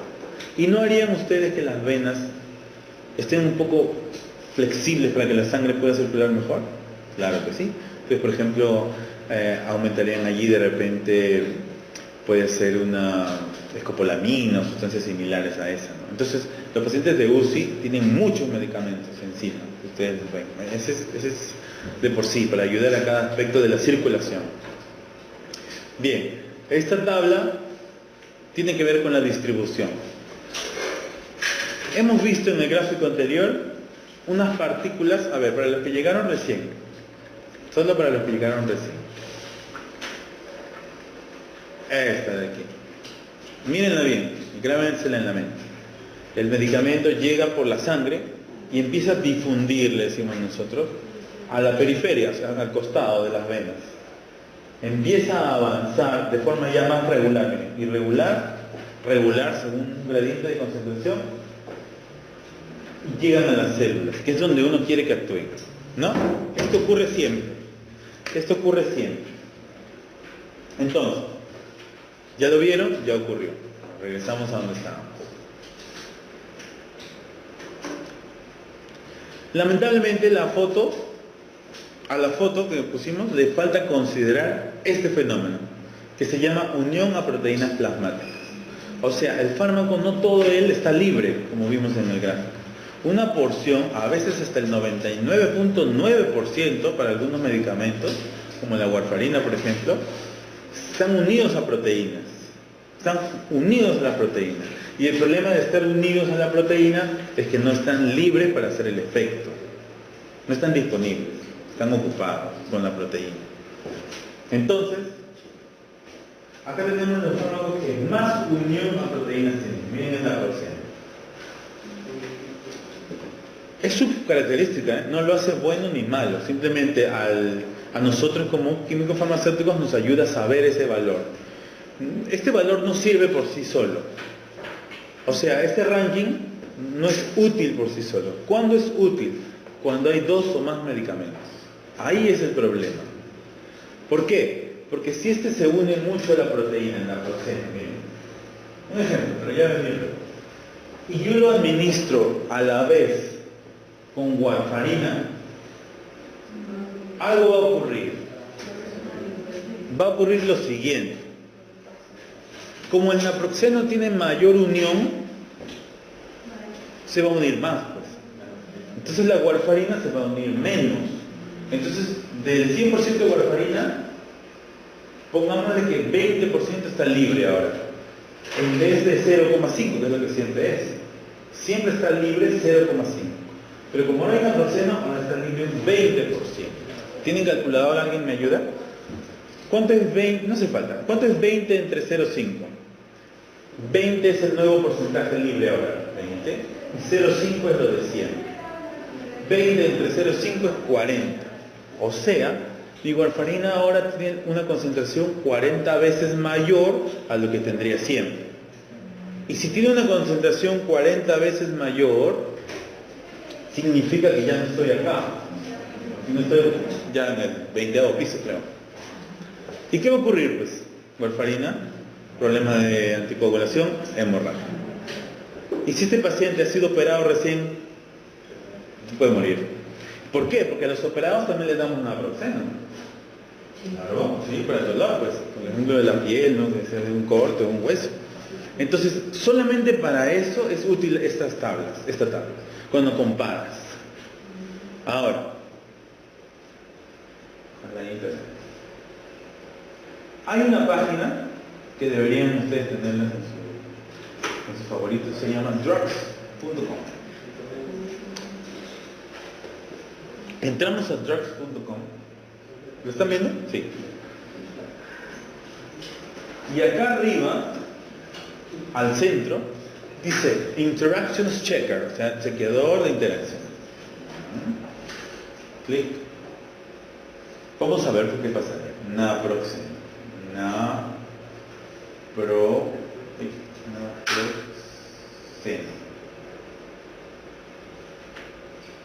¿Listo? Warfarina, ¿no? Warfarina.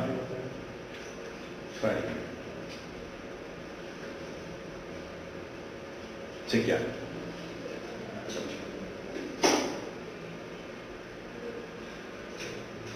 Importante. Les traduzco ya. Usar naproxeno junto con warfarina puede causar sangrado más fácilmente. Necesitas un ajuste de dosis basado en el tiempo de protropina o un radio internacional. INR. O sea, al decir major es importante. Entonces, nosotros como farmacéuticos, si vemos que el doctor le está poniendo warfarina a un paciente con naproxeno, tenemos que hablar. No podemos quedar callados. Doctor, mire, celular, drugs.com, lea. Entonces, ¿qué puede hacer él? No importa lo que pueda hacer él. ¿Qué podemos hacer nosotros? A ver, veamos. ¿Qué podemos hacer nosotros? Si queremos un analgésico y también queremos un anticoagulante. Bueno, nos vamos por acá, pues, ¿no?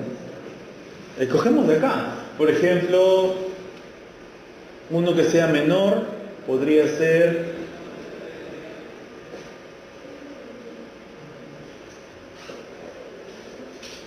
analgésico. Podemos cambiar por alfentanilo, es un analgésico, un opioide, ahorita lo vamos a ver, y bajando un poco la dosis de warfarina. Por ejemplo, eso ya es trabajo del doctor, porque el doctor es el que prescribe, ¿no? Pero nosotros le podemos dar ideas también. Mire, doctor, mire mi tabla, y le vamos a ayudar. Entonces, ¿qué pasa si nos quedamos callados? Puede pasar el ejemplo que dimos y una persona muere, pues. ¿De quién fue la culpa? Del equipo de salud que atendió a ese paciente, ¿no? O sea, tanto el doctor, nosotros por no hablar, etc., ¿no? Entonces, estas cosas son importantes ahí, cuando se comparan. No quizá la tabla solita, cuando se compara. Unión a proteínas plasmáticas, una cosa muy importante, ¿eh? Y es por eso, ahora vamos a ver luego, que en RAMS, ¿por qué casi siempre la warfarina tiene RAM? Por su alta unión a proteínas. Pero el naproxeno no suele tener RAMS. ¿Por qué será? Es por el uso. Por el uso que se le da al naproxeno es diferente al de la warfarina. O sea, cuando una persona toma warfarina, lo toma por otros problemas de salud, me refiero. Por ejemplo, a veces toma warfarina por problemas de coagulación o baja en la vitamina, donde hay que añadir otros fármacos. En cambio, cuando uno toma naproxeno, generalmente es por dolor, por un golpe. Entonces, es otro uso, es diferente, otro manejo. Entonces, por eso no suele hacer reacciones adversas de ese tipo. Bien, y aquí está el ejemplo, ¿no? Medicamento que no está unido a la proteína, arriba, miren. La nube es la proteína y los puntitos son los medicamentos. ¿Ok? Viajan juntos, se transforman en el hígado de repente, ya hay menos, y se eliminan. ¿Qué pasa con la concentración plasmática? Llega a un pico y disminuye. Entonces la pregunta será, ¿la unión a proteínas aumenta la concentración del medicamento o la disminuye? La aumenta. Y así es como trabaja. Tengo ahora mi proteína, la nube verde, y los medicamentos, que son los puntos verdes. Empiezan a viajar. Pero como está unida la proteína, solo alguna parte se va separando, algunas moléculas. Avanzan menos, se van separando, avanzan menos, se van separando, avanzan menos. Miren, digamos que empezamos con 100 y ahora tengo 80. ¿Qué va a pasar con esta nube? ¿Se va a ir del cuerpo o va a regresar al...? Exacto, va a regresar al mismo camino porque la circulación es cerrada. Y otra vez me va a ir soltando, poco a poco, medicamento. Circula y me va soltando medicamento. Entonces la concentración se estira en el tiempo. O sea, tiene una utilidad saber que una proteína se une al medicamento. te alarga el tiempo de acción. Es una diferencia. Abajo dice droga libre y arriba dice droga unida. Bound, unida. Bind es enlace, ¿no? Unida. Ajá, y llegamos al punto que quería llegar. En el modelo monocompartimental que todos usamos cuando estudiamos cinética o farmacocinética, casi siempre se considera que el cuerpo es un solo compartimento, o sea, un solo todo donde va a estar todo el medicamento, lo cual sabemos que es falso, no es así. Pero sí se ayuda para el estudio de las fórmulas, porque en farmacocinética hay fórmulas, ¿verdad? Que no vamos a ver ni una, porque no son importantes, por ahora. Entonces, cuando hay un solo compartimento, la sustancia se administra y ocupa todo el compartimento. Si uno quiere acomplejar la cosa, hacerla más compleja, puede usar un modelo de dos compartimentos, que es que se administra la sustancia y que primero va a los órganos más irrigados. Primero. Por ejemplo, estamos hablando de estómago, cerebro, pulmones, riñones, etc. Más irrigados, los que le llega más sangre por minuto. Y luego de que pasaron por allí, empiezan a distribuirse a todo el cuerpo. Bien, ese es un modelo de dos compartimentos. O sea, en el modelo monocompartimental es lo que llamamos nosotros el sistema circulatorio, compartimento central. En el modelo bicompartimental son dos. Compartimento irrigado, compartimento central. Irrigado y central. Acá solo era central.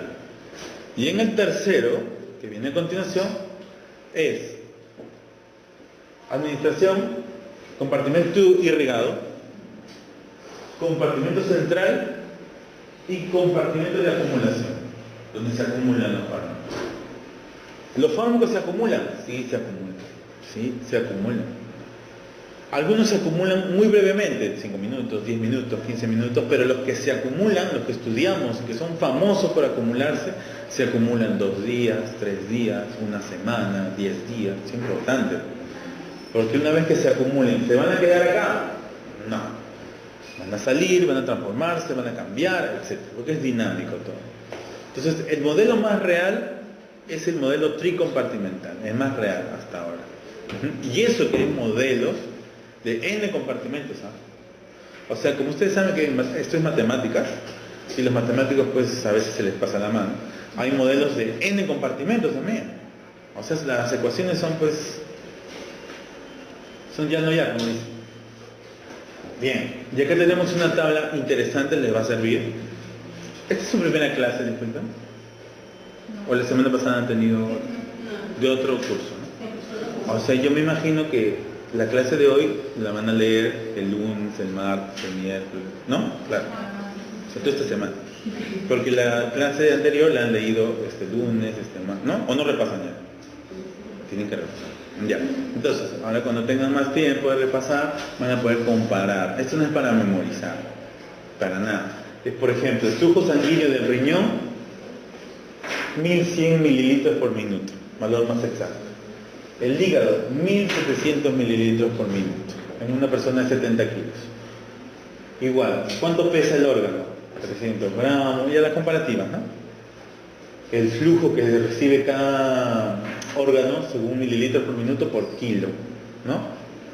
Y el porcentaje de gasto cardíaco. Bueno, esos son valores interesantes en los cuales a veces uno leía en el libro, ¿no? Los órganos más irrigados. ¿Qué significaba eso, no? Que le llega más, tiene más venas, más arterias, ¿qué significa? No, que le llega más sangre por minuto. Muy irrigado, riñones, hígado, cerebro, músculo, etcétera, ¿no? Eso significa los más irrigados. Ahí está.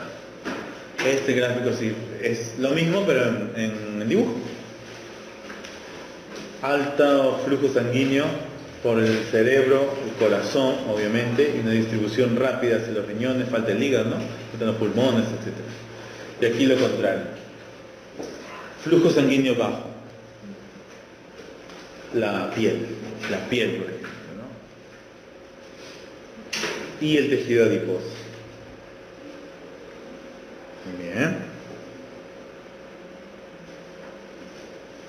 Y acá unas diferencias unas diferencias entre la concentración y dónde se encuentran los fármacos. Por ejemplo, la sangre al inicio, claro, cuando se inyecta, y luego empieza a aumentar tanto en los músculos, se empieza a acumular en el tejido adiposo, se empieza a eliminar una parte, el hígado también los recibe, el hígado es interesante, los recibe y ya los está cambiando, los está transformando.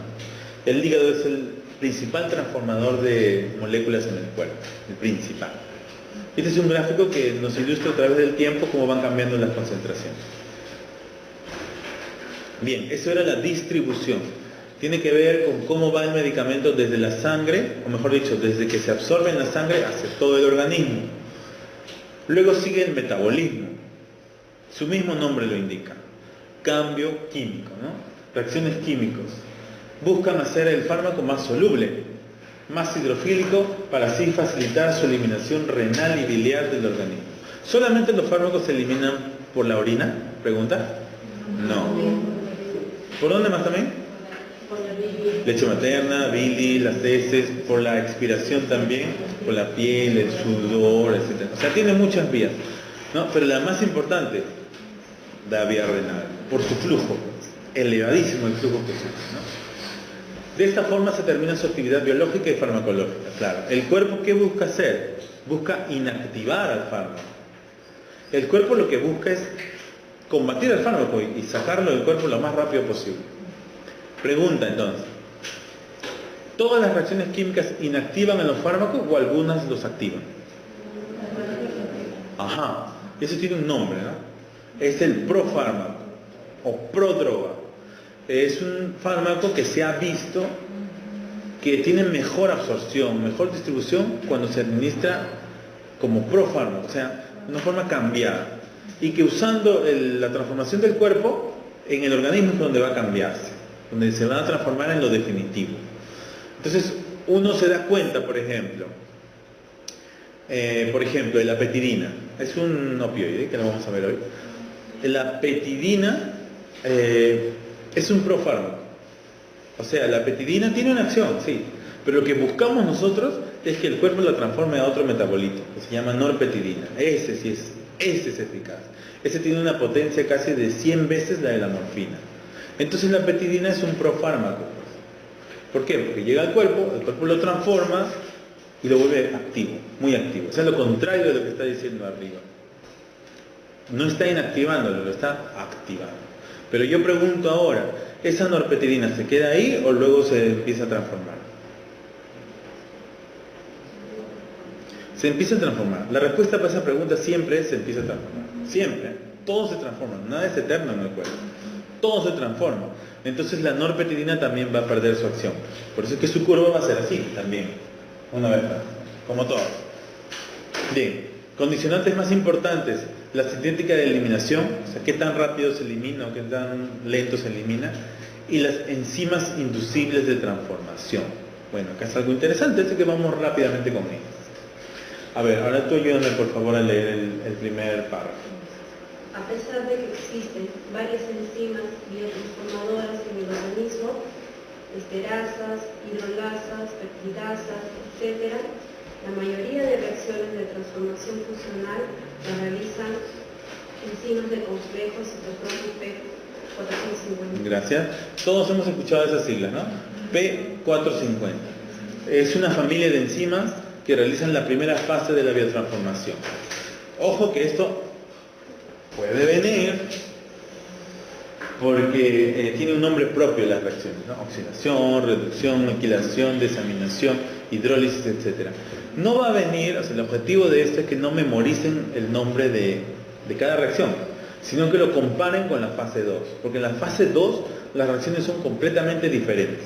Entonces la fase 1, que hacen las enzimas citocromo P450 y las demás, son reacciones de una práctica de química, Recuérdense su práctica de laboratorio. Esas son. O sea, son reacciones que ustedes siempre han visto.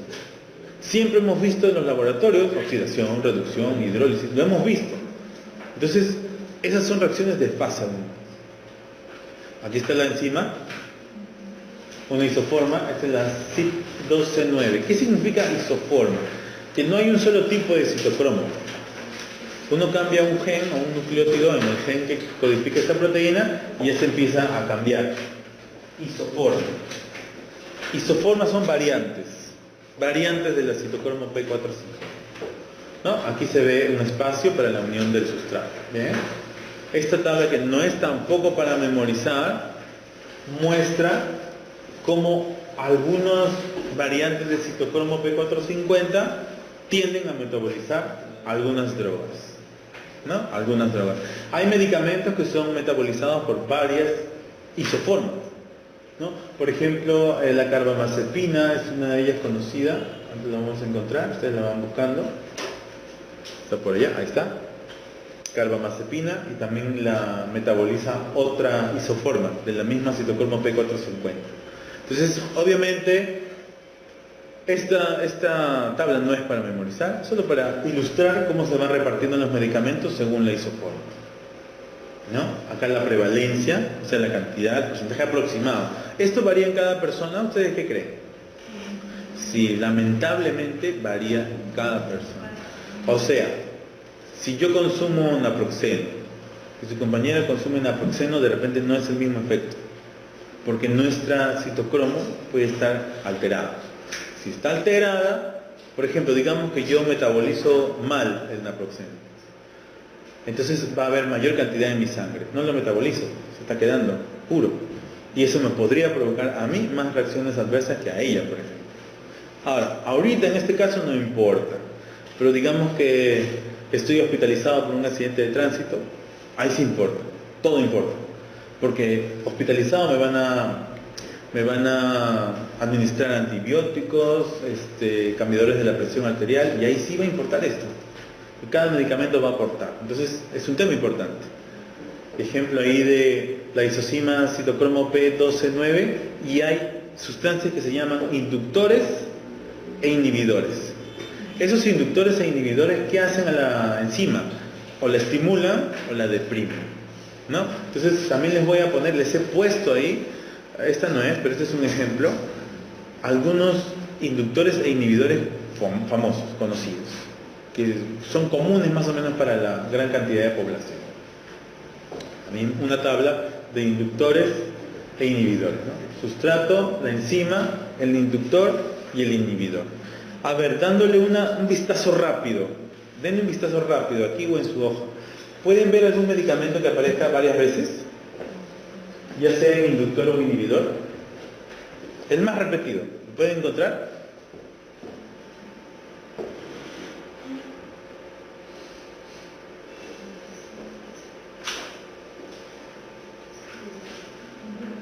¿Sí? ¿Alguno? ¿Quién? Ya, otro. Los más repetidos. Bueno, los más comunes son los antiepilépticos, por ejemplo, fenitoína, fenobarbital y rifampicina, que es un antibiótico. Son como que los más conocidos. Y por el otro lado tenemos a los azoles, como el fluconazol. Y también tenemos algunos antibióticos, como el ciprofloxacin. Pero es una lista parcial. Siguiente, ¿no? Son ejemplos, la carbamazepina también, otro antiepiléptico.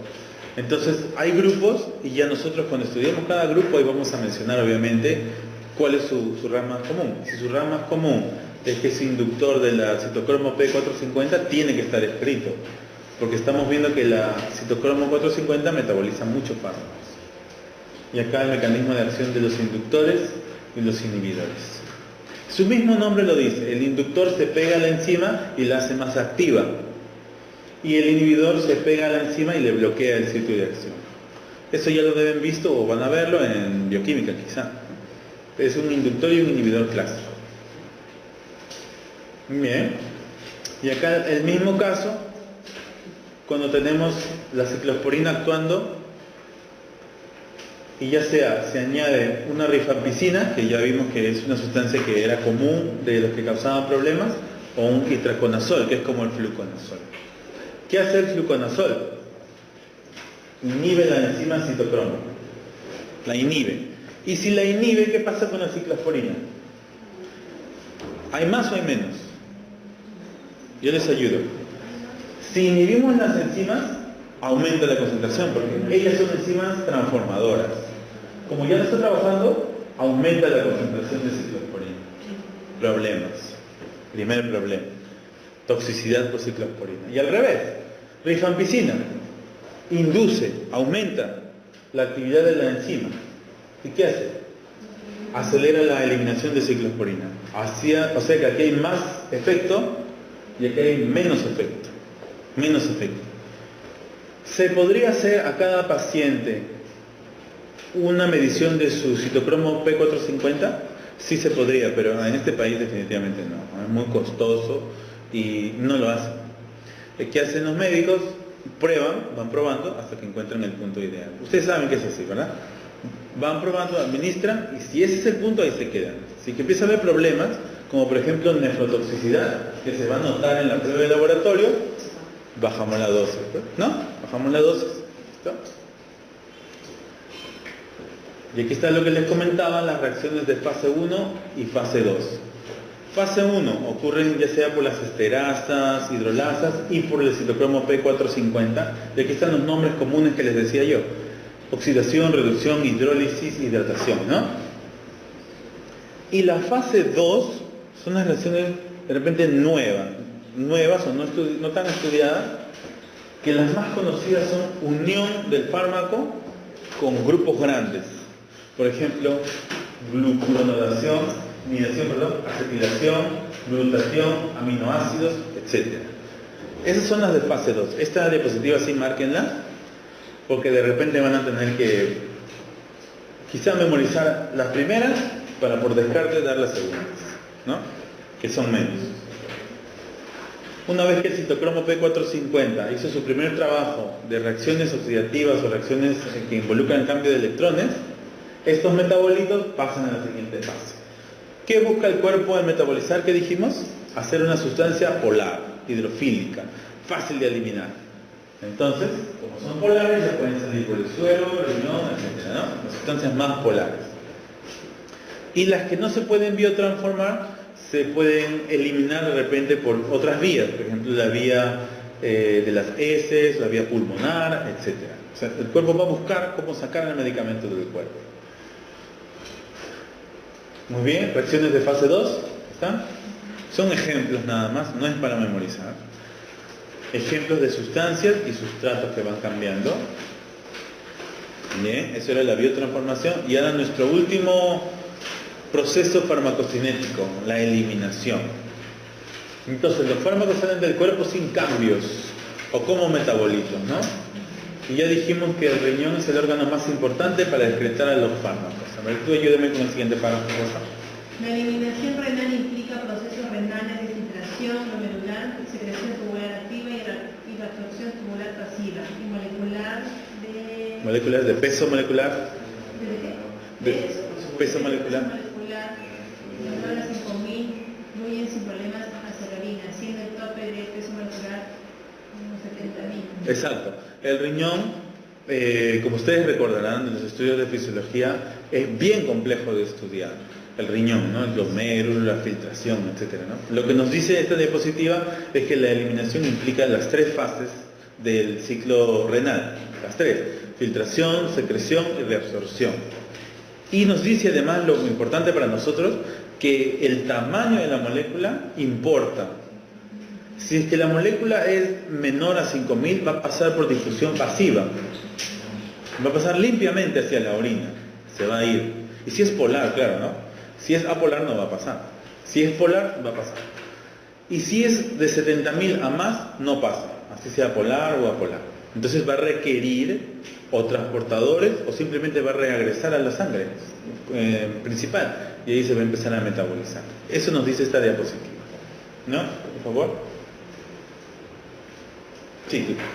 Los fármacos se excretan por orden decreciente de importancia por vía urinaria, vía entérica, por el sudor, la saliva, la leche y los epitelios descamados. Exacto, lo que nos dijeron ustedes mismos hace rato, ¿no? La primera es la vía urinaria, la primera y la más importante, hasta 30%, ¿no? Y luego siguen los demás. Bien, siguiente. Los cinética de eliminación cuantifica la velocidad con que los fármacos se eliminan del organismo. Es un valor matemático, ¿qué más? La cinética de eliminación se expresa mediante dos parámetros farmacocinéticos, el aclaramiento y la semimedida de eliminación.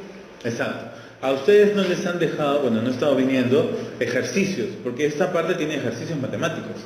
Entonces nosotros no estamos concentrándonos en ninguna fórmula ni nada de eso, porque difícilmente puedan evaluar el tema de farmacocinética numérica, ¿no? Eso no están buscando ellos evaluar, ¿no? Están buscando que ustedes sepan los procesos. Ahora, ¿qué es cinética de eliminación? Es simplemente una ecuación matemática que te dice cuántas moléculas se eliminan o salen del cuerpo por cada unidad de tiempo. Es una fórmula matemática. Para usar la cinética de eliminación necesitamos varias cosas. Por ejemplo, cómo es la absorción, si es por vía oral, vía inyectable, etc. Cómo es el aclaramiento, que es qué tan cantidad de fármaco elimina un órgano. El hígado tiene un aclaramiento porque va sacando moléculas. El riñón tiene otro aclaramiento. Combinamos eso en una ecuación logarítmica y nos da la cinética de eliminación, el valor de la cinética de eliminación, que se reduce en un tiempo de vida media, que deben haber escuchado ese término. Es el tiempo que más o menos demora un fármaco en llegar a la mitad de su concentración. ¿Eso es importante o no es importante? Súper importante, porque por ejemplo, si un medicamento dura 15 horas para llegar a la mitad de la concentración, yo lo puedo dar 2 veces al día, en la mañana y en la noche. Pero si un fármaco demora en llegar a la mitad de su efecto o de su concentración 4 horas, entonces tengo que darlo más seguido. Dura poco. Su efecto, o sea, se elimina antes. Eso sí impacta en los medicamentos. Impacta en la frecuencia que le vamos a dar al paciente el medicamento. Solamente por ese lado a nosotros nos podría interesar en el tiempo de vida media. Después son todas fórmulas matemáticas. Entonces, factores que eliminan la eliminación de los fármacos. Ahí los tienen. No son factores casi siempre propios de la persona. Como ustedes ven, ¿no? Edad, sexo, su carga genética, sus hábitos dietéticos, otros hábitos y la gestación, obviamente. La gestación, ¿por qué impacta la gestación en la eliminación de fármacos? ¿Quién tiene alguna idea? Estaba difícil, yo les voy a dar una pista. Resulta que en el embarazo hay 2 circulaciones, ¿ya? 2 sistemas circulatorios. El de la mamá y el del niño o niña que se está formando. Entonces eso va a disminuir también todos los procesos. Impacta. Factores ambientales, factores patológicos, que es lo que a nosotros nos interesa, porque los medicamentos solo se dan cuando alguien tiene una patología, ¿no? Entonces esos factores nos interesan. Enfermedad hepática. ¿Qué pasa si un paciente está enfermo del hígado? ¿Qué pasa con el medicamento? ¿Cambia su transformación? ¿O no va a pasar nada? Sí va a cambiar, claro, definitivamente va a cambiar. ¿Para mal o para bien? Generalmente para mal, claro. Insuficiencia cardíaca. Si el corazón no late como debe, ¿quién va a sufrir más? ¿La absorción, distribución, metabolismo o eliminación? Claro, no se va a repartir correctamente la droga, ¿no? Enfermedad tiroidea, que tiene que ver con el crecimiento de las células. Ahí sí va a fallar todo, porque la tiroides con su hormona de crecimiento no regula el crecimiento de la persona, sino de los tejidos, que tanto se reparan. Y la alteración o unión en las proteínas de fármacos, ¿no? Ya lo vimos también en un ejemplo. Y como último caso, las interacciones. Interacciones son cuando 2 medicamentos, como vimos en la página web, empiezan a administrarse al mismo tiempo y van a ocurrir problemas. Bien, acá terminamos esta parte con 4 preguntitas. A ver, pregunta number 1. Dice, la vía de administración endovenosa, o sea, la vena, de fármacos es la adecuada para. Piensen un poco y digan cuál marcaría.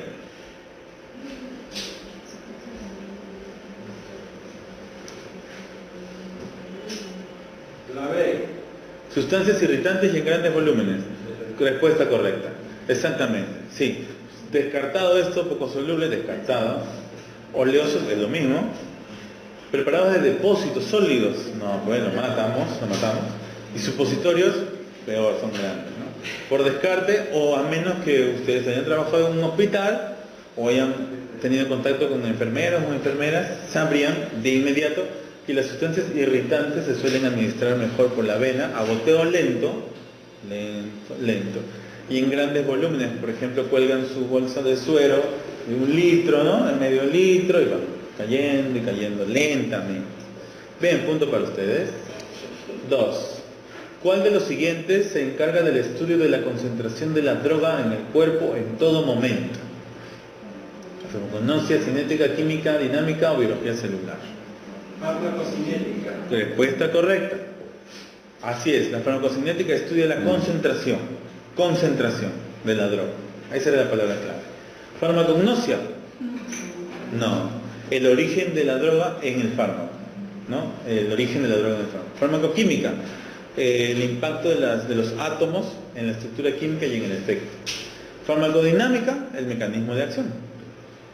Y la biología celular, bueno, simplemente los procesos por los cuales una célula sobrevive y se reproduce. Bien, punto para ustedes. 3. ¿Cuál de los siguientes enunciados no es correcto sobre el proceso liberación, absorción, distribución, metabolismo y excreción de los fármacos? ¿Cuál de esos es falso?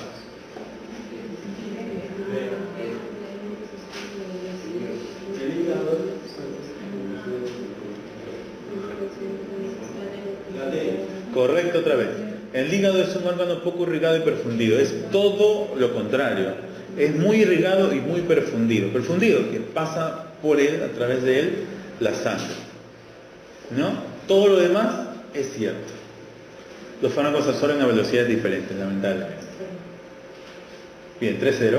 Última. ¿Cuál de las siguientes constituiría una reacción de fase 2 del metabolismo de fármacos?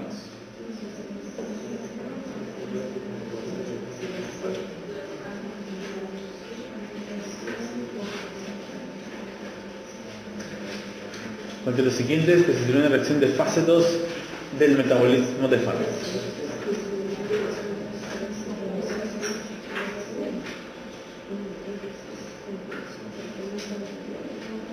¿Sí?